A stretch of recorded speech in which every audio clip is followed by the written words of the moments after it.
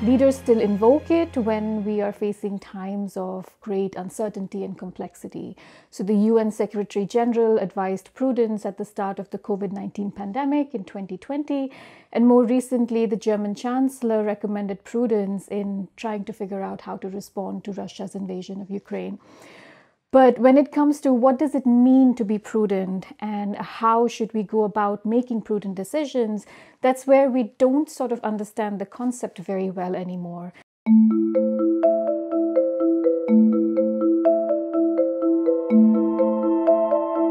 And I suggest that prudence actually has 4 components. It is a contextually situated pattern of reflective reasoning, which is informed by experience and helps us promote long-term well-being through moderate choices and actions.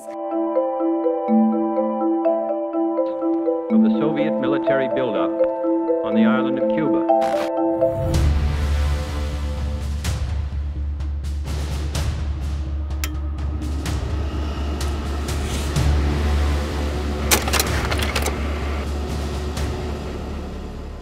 So the Cuban Missile Crisis is a very interesting case of prudent decision-making. Now, to be clear, Kennedy and his advisors were not trying to be prudent. They did not sit and decide, okay, we're going to make this decision prudently, but they found their way there. And that was made possible by several features of how they went about decision-making, especially how President Kennedy approached the problem. What Kennedy did was he convened a group of advisors. And this group was composed by his cabinet, but also members who were not formally part of his government.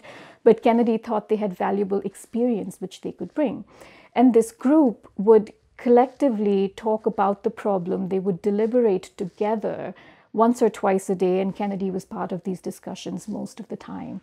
And this was really very important because what we see here then is no one person usually has all the knowledge and experience that is required to solve complex problems. And so Kennedy brought together a group of people who had different kinds of knowledge, different kinds of expertise, and they argued and discussed and debated together. And this allowed them to really engage reflective reasoning. And so over the course of their deliberations, we see that they rely on each other's judgment, but they also question each other's opinions. They question each other's assumptions. And very often this process of exchanging ideas and thoughts, it led them to change their mind as well.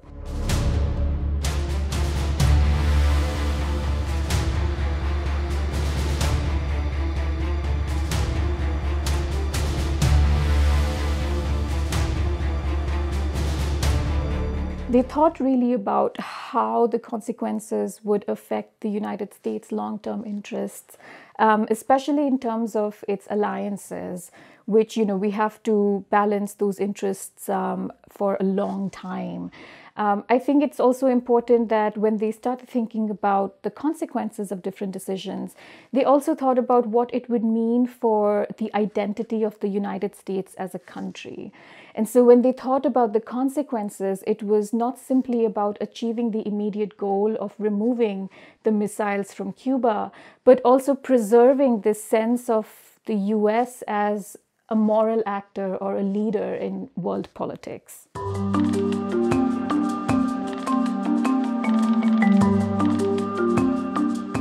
As Aristotle explained it, it's about knowing what to do and when to do it. So doing the right thing in the right moment, in the right way.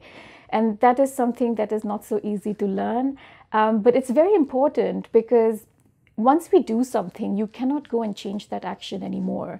And our actions have consequences, some which we may be able to foresee, but often many that we cannot foresee, especially in problems that involve uncertainty and other actors who are going to respond to our action. We cannot control how other people behave or how a problem evolves.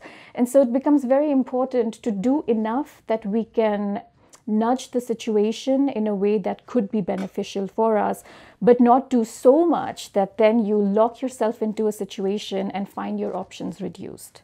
So we see that in the Cuban Missile Crisis because Kennedy announced a blockade first, instead of launching an airstrike straight away. Because if he had started with the airstrike, then that leaves the Soviet Union with very few options but to respond in a similarly harsh manner. And that could have very easily escalated to a full-blown conflict between the two of them, or resulted in attacks elsewhere against other allies, for instance. But when Kennedy decided to announce a blockade, it allowed the Soviet Union also to think about how to respond. It gave them the option of freezing the development of the missile base in Cuba and eventually agreeing to withdraw the missiles. So it was an option which allowed both parties to think and respond and have multiple alternatives available.